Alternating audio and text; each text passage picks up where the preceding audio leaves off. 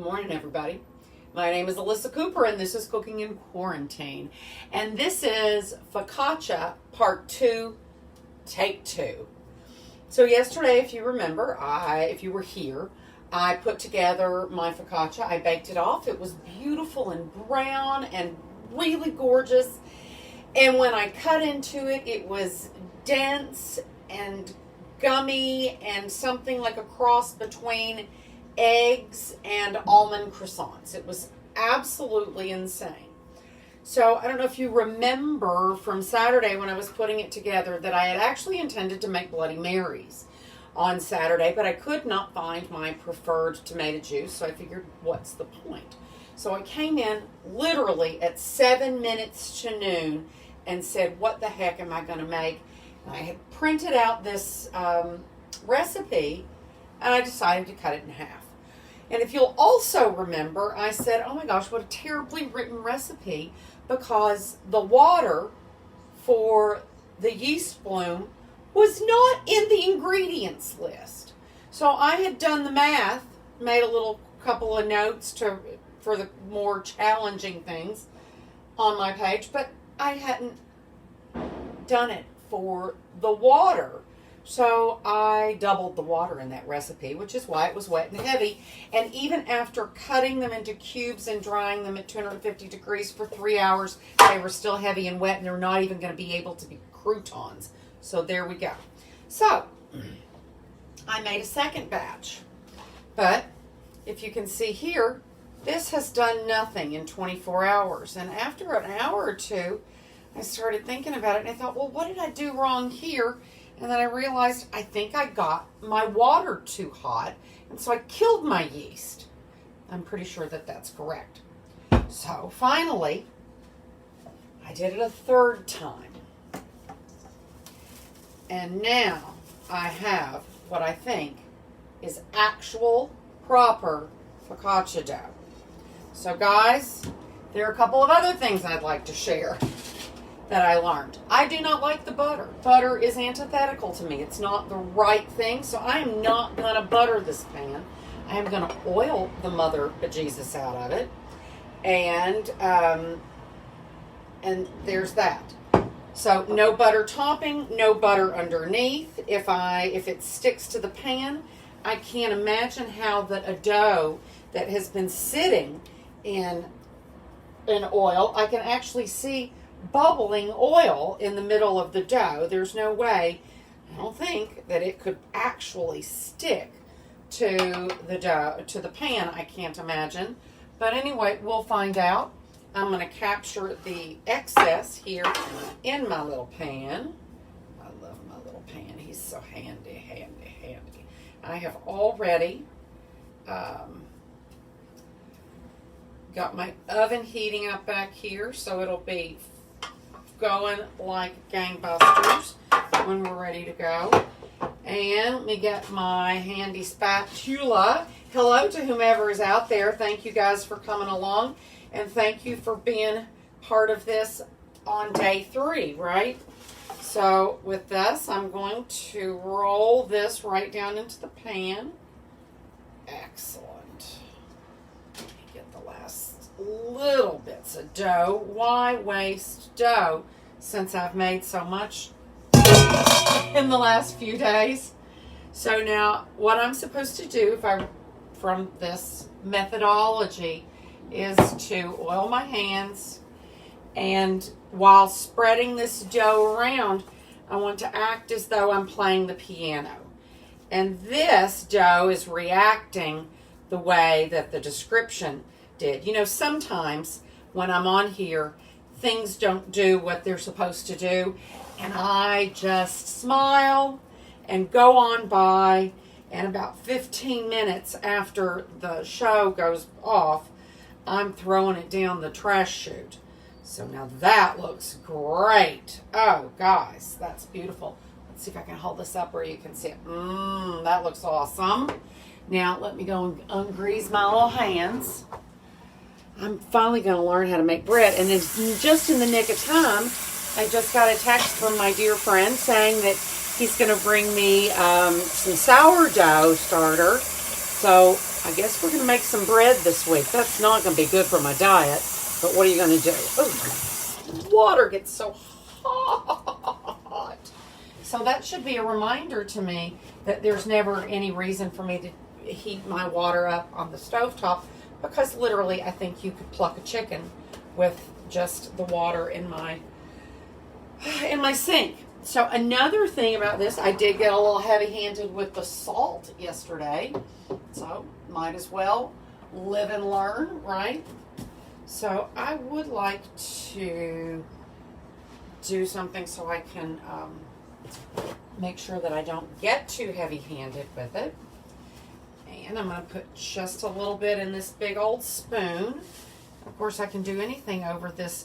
You're going to laugh when you see the mess that this other dough is. And then this way, I know I'm not going to use too much. When you do salt on bread, I've realized it's hard to see how much is going on. So this is just maybe not even a teaspoon, and I'm not even going to use it all. There we go. Oh, there we go. And I want my rosemary. I want my rosemary. There we go. And rosemary this baby right up. And I love it. And I like it when it sticks. So I almost want to go back in there and like press it down into the bread so it doesn't fall off while I'm eating it. There we go. And I do have a tiny hole in these little things. I think it's funny how everything is the same, even though you might need something to be a little different. So here we go. Let's clear this, and I think I set it to 20 minutes yesterday, and I know it's a work day today, so if you can't be around, maybe you come back, set your own timer, come back and see what happens. But I want this to be big and puffy and full of air. So, fingers crossed. So here we go. We're starting with the countdown. And the other thing that I would say is, again, like I said, I don't want to use butter this time because wasn't right. That's not what I want.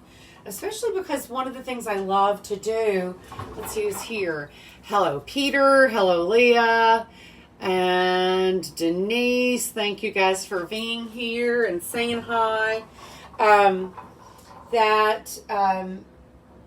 When I have focaccia, I want to, like I said, eat it with things that are a lot of things that are olive oil based. And so the butter and the olive oil seems to not work for me. So not going to brush the top with butter. I'm going to make instead a little flavored olive oil here to top it off with at the end. So I've got one nice fat clove of garlic here, and I think I can smash that way. Excellent. There we go. And of course I didn't think about getting out the microplane before I brought this all the way back here. There we go. Almost. So I hope everyone's having a wonderful day. If you've been keeping up with the headlines today, Neil Gorsuch just has let us know that the Supreme Court believes that since 1964, the Civil Rights Act has protected people from being fired from their jobs for their sexual identity. And that is absolutely remarkable. I have here, I'll remind you, as Alice Paul said in the 1920s, equality of rights under the law shall not be denied or abridged by the United States or by any state on account of sex. And so I'm wondering, does this maybe mean that we're a step closer to women being people too? Wouldn't that be great? If in the next few weeks we could, make it a crime to be ruthless to African Americans just for the sake of having something to do. If people can't just fire people for no good reason, you can love who you want to love, and women are people too. I can't believe that I might live to that point in history. I keep saying this is a thrilling time to be alive. And who would have thought that Gorsuch would have, I mean, it's too soon to tell, but that he would have become our swing vote. I feel like I can breathe for the first time maybe in a decade. So, guys, hello. Life things are changing and changing for the best. As they say, progress is slow, but history always leans to progress. So hooray for that. And congratulations to all of my friends who are positively impacted by this.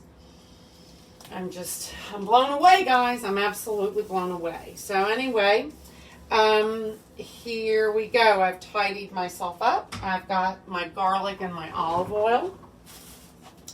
And I am going to add some, a little more rosemary to it because I love, there's certain flavors that we only use at certain times.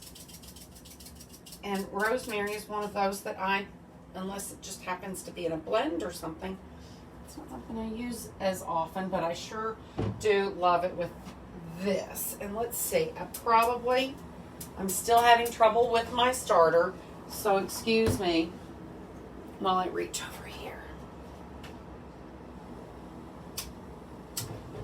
There we go. I'm just going to bring this up and heat it up just enough for the garlic to cook, so it's not a raw garlic taste, right? Whichever you prefer is fine, but I do like my garlic to not, knock you over from next week or into next week even. So anyway, that's what's happening in my kitchen today. I'm 5 minutes into the cook of my my focaccia, and I'm going to be a very good girl, and I'm not even going to peek. I'm just going to stand here and pretend to cook my garlic, to pray for the continued good health of Ruth Bader Ginsburg, and to hope that the world continues to move toward the positive progress that I hope we're all seeing around the world. Got a little sloshy there. So I brought that up just to the point where my olive oil kind of started to boil, and that seems to have knocked off the high tone of the smell of raw garlic, but I'm going to bring it up just another time. I'm going to watch my clock and let it go to about 20 seconds so that I'll be confident to have that all cooked. So anyway, yesterday, after I realized what the mistake was my mistake on making the first batch of, that's beautiful, the first batch of focaccia with the water, I decided to go and sit down and rewrite the recipe. Because once I realized that, I realized how incredibly poorly it was written. I'm not going to reveal who the writer is. I don't want to shame them, but it literally instructs you to turn the oven on to 450 before the first 24-hour proof, and then even after that there's a 4-hour proof. So there's 2 proofs for this. And so I sat down and I wrote the recipe out properly, which is shocking because if you know me, I don't really write recipes. I just go off the top of my head. But I guess if I'm going to become a baker, I'm going to have to learn how to be a little more precise. So anyway, that is about all I know right now. I realize I've left things just sitting out this morning, and I think it's really crazy that even when I put this dough by the vent on the stove, it did not bubble at all. And it is as smooth as spackle in here. So that's my biggest lesson, is you can kill your yeast with heat. That's a lesson I've learned today. And in a world where flour is somewhat hard to come by, I shouldn't be wasting my flour like this.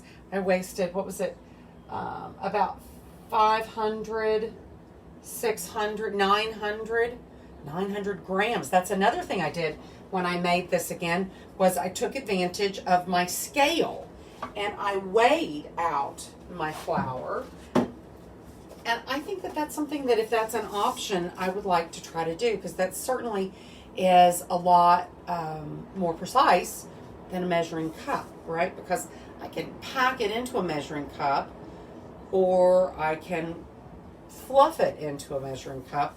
This is always going to tell me the truth. So this is going on my list, maybe going to make my list of favorite kitchen things. Oops, sorry. And 11 minutes. We're only halfway through the bake, guys. Hello, Carol. How are you? Let's see what else is going on. Hello, Denise. So, yeah. So, I'm just trying to learn, and I don't know what else to say, guys. So, what I might say is I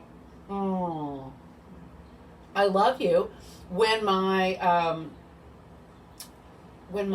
sourdough arrives, I may have to have something planned to do sourdoughy, and I'm wondering, I always loved the bagels. They did sourdough bagels at H&H, which I don't believe really exists anymore, or is it still way over on the West Side Highway? Somebody look that up for me and get back to me.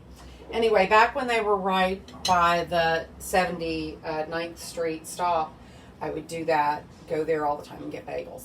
They're really good pumpernickels, and they had excellent tangy sourdoughs, and I loved them. And so maybe I've watched my friend Caroline make bagels at home. Maybe I'll make a sourdough bagel. That sounds really good. But sourdough anything is good to me. I like that tang. I like the taste and the flavor of it. So what's happening with you guys? Ooh, somebody's on vacation in North Carolina. That's awesome. And hello, Ramona, where are you? Oh, my parents just got home yesterday from South Carolina, where they said they found people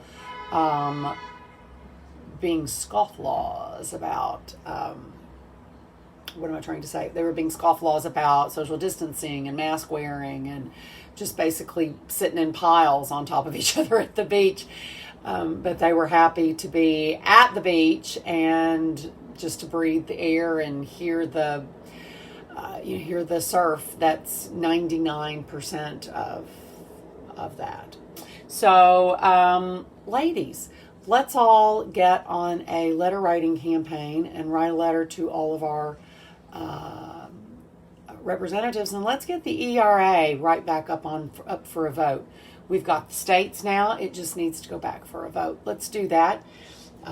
Let's do that while we're here. I remember asking a friend of mine when we were in college, I said, I understand that we want to support equal rights for everyone, but why are we out marching for equal rights for these people when we don't have equal rights yet? And we're 50% of the population, guys. Come on. Which reminds me, if you haven't watched Mrs. America yet, it is a wonderful chunk of history that you don't want to miss. And wowza, wowza, wowza, is it a star-studded, amazing, beautiful cast. So do yourself a favor and put that on your to-do list for today. It's on Hulu, Mrs. America, starring Kate Blanchett as Phyllis the evil and horrifying Phyllis Schlafly. And it proves to me what I have said my whole life. I blame Reagan for everything. So that's my way of saying, guys, we're down to 8 minutes.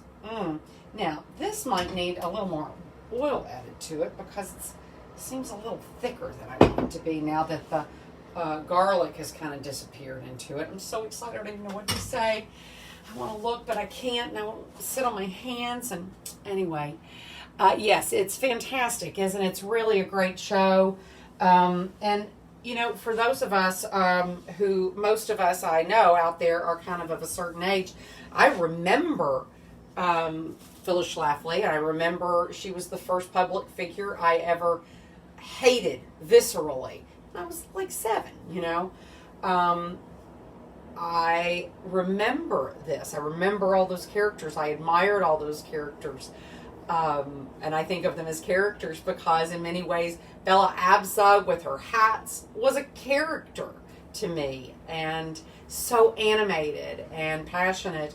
And so seeing that through the lens of history, and yes, I'm sure that we know that they take some liberties because you kind of have to move the story along properly with characters that you have.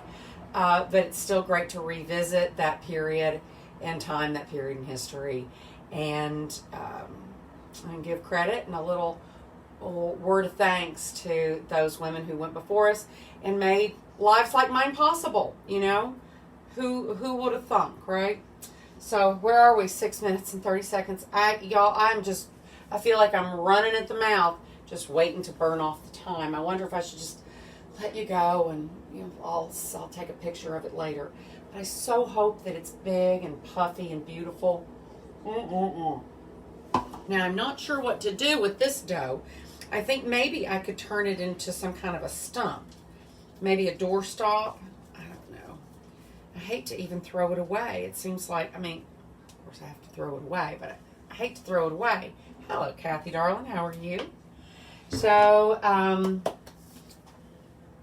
very excited. I'm hoping that I've learned the lessons that I'm supposed to learn to be able to do this kind of a thing. And like I said yesterday, if this turns out really well, think about what a great thing this is.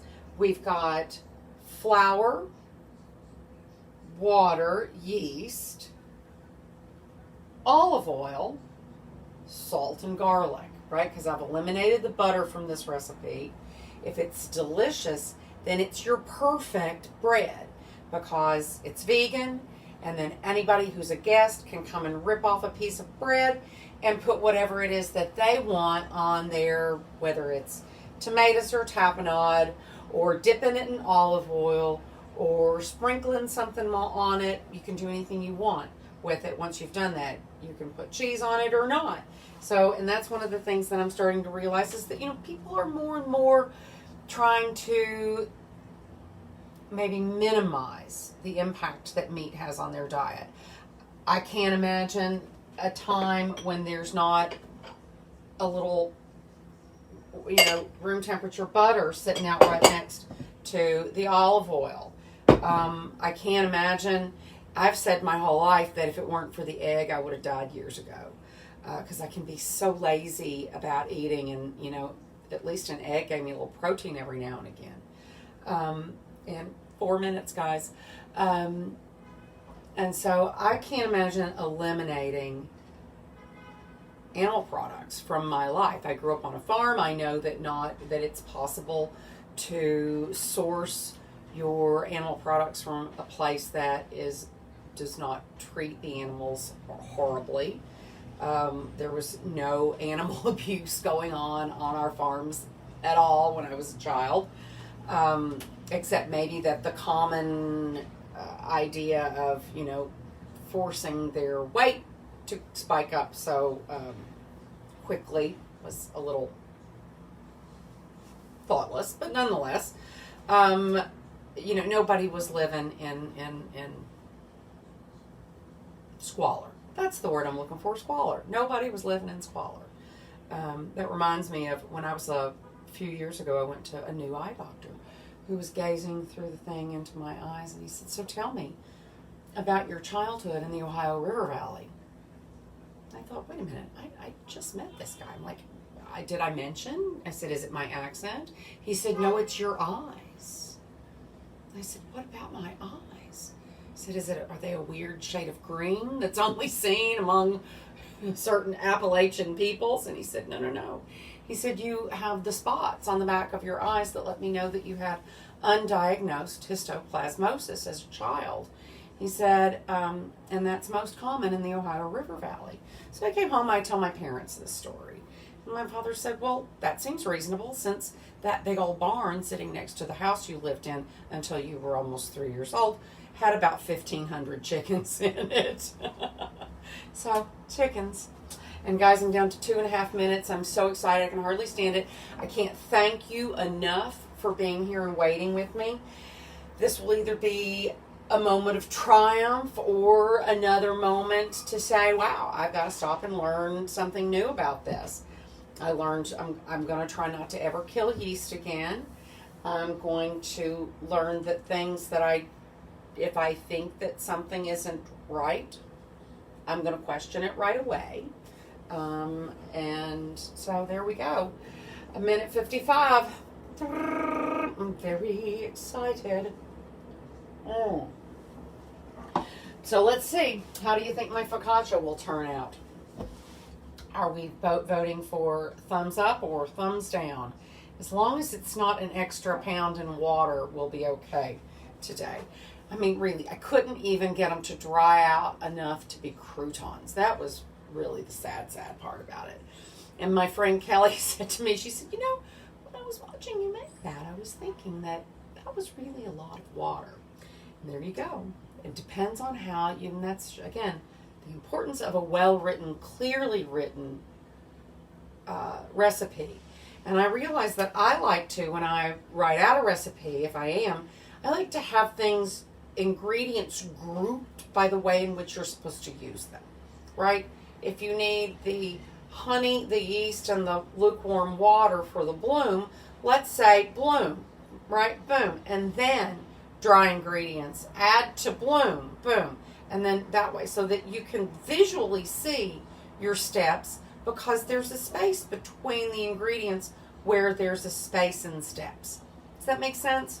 So maybe I'm crazy, but that's what I like, and it's 34 seconds, and I may die. So anyway, I'm just going to put my hands in my pocket, and I'm going to, my niece and nephew, we do a little culture class once a week now that we were doing it every day. Were we doing it every day? Did we ever do it every day? I don't know. Anyway, we do a little culture class at least once a week, and we do jumping jacks at the end. And I've learned that I don't have to actually jump. I can just do this, and they think I'm doing jumping jacks.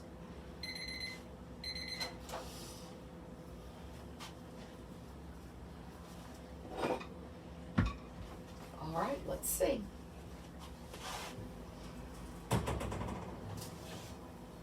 Okay. I'm going to say this is beautiful. Yes, it is beautiful. I think I would like to see it being puffier in here. So perhaps I need a different focaccia recipe for the style that I'm looking to come to. But let's see if this feels... Let's bring this back. Let's give it a little brush of garlic, right? That can't hurt. Not sure it's going to be pretty. There we go. Now, I'm not going to do all of that because I'd like to see if there's a texture change when this happens. Let's see what's going on here. And I'm going to get scissors because that way it'll be easier to do without my having to be so quick to burn my hand. So let's see. And maybe the butter is necessary because I swear it seems like it's going to absolutely stick to the pan. I'm still learning. I'm still learning. Okay, wait a minute. Maybe, there we go. Oh, maybe I'm loosening, and let's see what happens here. Can I even get my spatula under here? Well, this is what happens when you do this shit live. Pardon my language, because... Now, how does that make sense, guys? How could it sitting in a pile of olive oil still stick like this? Again, there you go. I learned a lot of things in this life, but evidently this is not one of them. But let's see if it tastes good. At least we can see if it tastes good. Tune in tomorrow for day 4 of figuring out how to make focaccia. Let's see.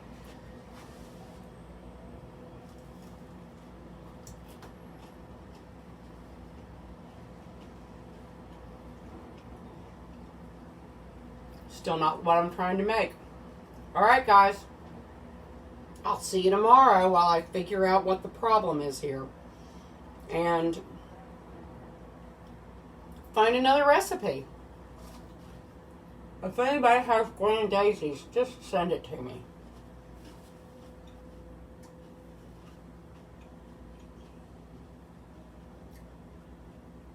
I thank you all for coming. I hope you have a wonderful day. Oh, how I killed the yeast. I heated the water up in the pot, and it just was too hot. So that's how I killed the yeast. So, Mamma mia. So anyway, Joe, you'll be able to share this, I think, after I end this and save it to my Facebook page. So anyway, guys, I'm still trying to figure out how to make focaccia the way I want to make it. I'll get back to you. See you tomorrow.